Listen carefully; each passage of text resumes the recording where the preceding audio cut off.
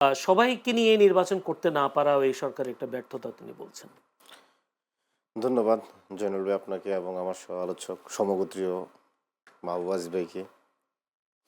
দেখেন এই মাহবুব ভাই যে প্রশ্নগুলো আজকে অ্যারেস্ট করছে একদম নির্বাচনের একদম 12 ঘন্টা সময় আগে, আমি চাইলে অন্য সময় অন্য কথা বলতে পারতাম, কিন্তু তারপরে একটু বলি। দেখেন, আওয়ামী লীগের ব্যাপারে উনি যে মনোভাব পোষণ করেন সেটা পদ্ধতিগতভাবে ভুল। কিভাবে ভুল? আওয়ামী লীগ কিন্তু বাংলাদেশে রাজনীতি করতে চাচ্ছে না, নির্বাচন করতে চাচ্ছে না। তারা যদি বিগত 3টা নির্বাচন করতো তাহলে বুঝতাম তারা নির্বাচনের প্রতি তাদের আগ্রহ আছে, রাজনীতির প্রতি আগ্রহ আছে। তারা কখনোই রাজনীতি, নির্বাচন এগুলো নিয়ে মাথা ঘামান নেই। জাস্ট তারা ক্ষমতায় চাইছেন, রেজিমটা টিকে রাখতে চাইছিলেন। দ্বিতীয়ত হচ্ছে, দেখেন, আওয়ামী লীগের সাথে কিন্তু আমরা গণতান্ত্রিক কোনো ব্যবহার পাই নাই এবং গণতান্ত্রিকভাবেও কিন্তু আমরা আওয়ামী লীগকে পতন করে নাই। আমরা সরাসরি রাজপথে লড়াই করে যুদ্ধ করে আওয়ামী লীগের সাথে যুদ্ধ জয়ী হয়েছি। আওয়ামী লীগ যুদ্ধে পরাজয় বরণ করছে এবং তার পালাতে বাধ্য হয়েছে।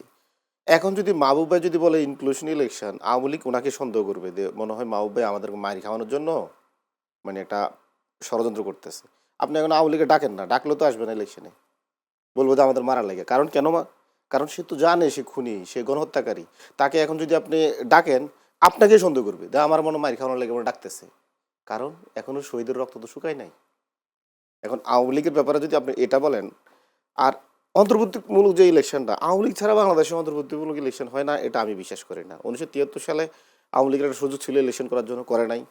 2014 সালে, 18 সালে, 24 সালে আরও 3টে ইলেকশন করার ওদের সুযোগ ছিল, একটা ইলেকশন ওরা করে নাই। কেন ইলেকশনটা করতেছে না? ওরা মনে করে যে ইলেকশনে আমরা জনগণের ম্যান্ডেট পাবো না, জিততে পারবো না, ওই ইলেকশন আমাদের দরকার নেই, ওরা ইলেকশন করে না। তো আপনি ওদের উপরে ইলেকশন দিচ্ছেন। এখন দেখেন, আমরা যে অন্তর্ভুক্তিমূলক ইলেকশন করছি এর একটা প্রমাণ আপনি ছাত্র সংসদ ইলেকশনগুলোতে দেখেন, ঢাকা ইউনিভার্সিটিতে দেখেন, প্রায় 80% ছোঁয়া ছোঁয়া কিন্তু মানে মানে ভোট পড়ছে। তো ছাত্রলীগ এখানে আসে নাই। ছাত্রলীগ যদি আসতো এখানে হলে কত পার্সেন্ট ভোট হতো? আর 2% বেশি হতো। 2014 সালে আওয়ামী লীগ ভোট কেন্দ্র কত পার্সেন্ট মানুষ নিছে? 5%ও নেয় নাই বিভিন্ন গণমাধ্যমে জরিপে। 18 সালে এটা এসে আরও কমছে। 24 সালে এটা মানে এসে আরও কমছে। আওয়ামী লীগে তো বাংলাদেশে এখন কোনো ভোটে 2% মানে 3%ও নাই। আর এই যে 2% 3% আছে তারা সাংগঠনিক রাজনীতি করে। তারা সবাই দেখবেন যে কোনো না কোনোভাবে খুনের সাথে জড়িত। এখন ওদেরকে যদি আপনি ওয়েলকাম করেন, বলবো যে মাহবুব আজিজ মানে ভাই ষড়যন্ত্র করছে। ষড়যন্ত্র করতেছে আওয়ামী লীগের মাইর খাওয়ানোর লাগিয়া, ওনার উপরে কি মানে একটা দায়িত্ব দিছে কেউ, বিপ্লবী শক্তি, যে উনি বলবে আসো, এরপরে আমাদের বাকিটা মানে শায়েস্তারা করবে বা আমাদের অ্যারেস্ট করবে, আমাদের বিচার করবে। এবং বিচার হলে তো ওদের অনেকের ফাঁসি হবে, এটা জানে, কারণ ওটা তো সরাসরি মানে ফুটেজ সহকারে আছে, অনেকে গুলি করছে। দ্বিতীয় হচ্ছে উনি যেটা বলেন এনসিপির প্রতি প্রত্যাশা এবং এনসিপি কেন একটা দক্ষিণপন্থী দলের সাথে গেল, সিট বন্টনের রাজনীতি। আসলে দেখেন, এই প্রশ্নগুলো মৌলিক প্রশ্ন, এগুলো উত্তর আমরা দিছি, বারবার দিছি।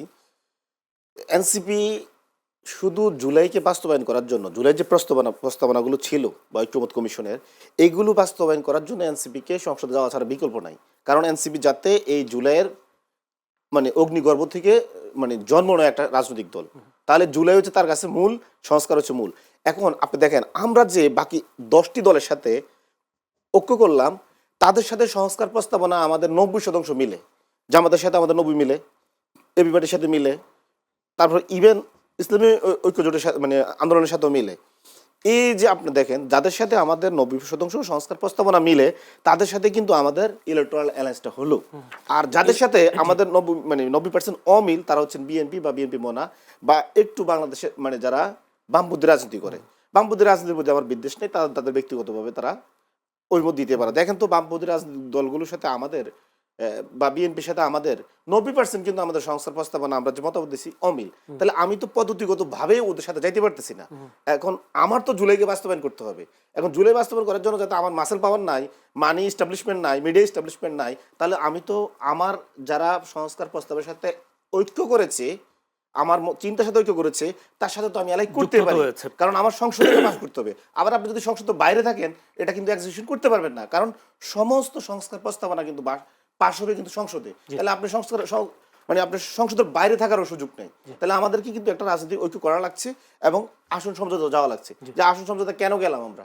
এখন আমরা তো অনেকে বলে তোমরা আলাদা থাকতা, সারা বাংলাদেশে একটি সিটও না পেলে তোমরা শক্তি থাকতা, কিন্তু মানে আপনার সংসদ তো আমার আমার মানে নাগালের বাইরে থাকতো, আমি তো এই সংস্কার প্রস্তাবগুলো পাস করতে পারতাম না। কিন্তু আপনাদের বিরুদ্ধে একটা অভিযোগ যে আপনারা জুলাই সনদের স্বাক্ষর করলেন না, কিন্তু আবার জুলাই সনদ এটা বাস্তবায়নের কথা এটা চান। চমৎকার প্রশ্ন করছেন। এই প্রশ্নটা উত্তর মানে দরকার, আমি অনেক জায়গায় বলছি। দেখেন, আমরা কেন জুলাই সনদে মানে স্বাক্ষর করি নাই এটা কিন্তু আমরা বারবার বলেছি। দেখেন জুলাই সনদটা কিভাবে বাস্তবায়ন হবে এর কিন্তু কোনো রোডম্যাপ কিন্তু সরকার দেয় নাই। কেন দেয় নাই? বিএনপি চাপ করে। বিএনপি সব জায়গায় নোট অফ ডিসেন্ট দিয়ে রাখছে, সব জায়গায় দেখবেন, যত মানে বেশিরভাগ মৌলিক সংস্কারগুলোতে। এখন মানে সরকার কিন্তু এই জুলাই বাস্তবায়ন করতে পারতেছে না। অনেকটা হচ্ছে এরকম, আপনি আমার এই সাদা কাগজটা দিয়ে দিলেন, সাদা কাগজের মধ্যে আপনি আমার সইটা নিয়ে নিচ্ছেন, এরপরে কি লিখবেন আমি কিছুই জানি না, জাস্ট আমাদের সই মানে নিয়ে নিচ্ছেন। তো আমি তো এটা করতে পারি না, কারণ আমি তো জুলাইয়ের মানে শহীদের রক্তের সাথে আমার কমিটমেন্ট আছে। আপনি কিভাবে বাস্তবায়ন করবেন সেটা দেখেন। এখন বাস্তবায়ন হচ্ছে সংসদে। এখন আমার থেকে যদি আপনি 1000 সাইন নেন, এটা কিন্তু বাস্তবায়ন হচ্ছে না। তো সাইন করাটা কি ভুল ছিল? আমি মনে করি যারা সাইন করছে তাদের সন্তুষ্টি হয়তো হয়েছে, আমি কারো প্রতি ব্যক্তিগতভাবে বলবো না, কিন্তু এনসিপি যে মৌলিক জায়গায় সাইন করে নাই এর একটা ভিত্তি আছে, এবং এটা মানে স্ট্রং ভিত্তি আছে, যেটা বাস্তবায়ন না হওয়া পর্যন্ত। আপনার আরেকটা জিনিস আমি আপনার বলি, অনেকেই মনে করে যে এনসিপি মানে সাইন করে নাই, কিন্তু এনসিপি কেন আবার জুলাই নিয়ে কথা বলে। আপনি দেখবেন শেখ হাসিনা 5 আগস্ট পালিয়ে যাওয়ার পর থেকে এরপরে দেখবেন 7 আগস্ট নয়াপল্টনে বিএনপি মহাসচিব একটি মহাসমাবেশে বলেছিলেন 3 মাসের মধ্যে ইলেকশন দেওয়া লাগবে। তখন existing political party, registered unregistered সকল মিলে 63টা পলিটিক্যাল পার্টি যারা বিএনপির সাথে অ্যালাই করতো, ইনক্লুডিং জামাত ইসলামী, কেউ কিন্তু দ্বিমত করে নাই। সবাই কিন্তু ওই নির্বাচনের প্রতি মনসম্মতি ছিল 3 মাসের মধ্যে। মানে প্রতিবাদ করে নাই মানে তো মনসম্মতি। কিন্তু একমাত্র জুলাই শক্তি, জুলাই শক্তি বলতে এনসিপি না, সকল জুলাই শক্তি কি তারাই বললো যে 1400 ছাত্র জনতা জীবন দিচ্ছে শুধুমাত্র একটি ক্ষমতা হস্তান্তরের জন্য না, রাষ্ট্রের মৌলিক সংস্কার দরকার, মৌলিক পরিবর্তন দরকার। এই যে আপনি সংস্কার দেখতেছেন আজকে পর্যন্ত, যে জুলাই নিয়ে যত মানে সংস্কারের আলাপ আয়োজন যা দেখতেছেন, এটা কিন্তু এই জুলাই যুদ্ধের কারণে হয়েছে। তো সুতরাং আমাদেরকে সংস্কার বিরোধী বলার কোনো সুযোগ নাই। যে পর্যন্ত আসছে সেটার মধ্যে আমাদের অনেক অবদান আছে। জি, ধন্যবাদ আপনাকে। যারা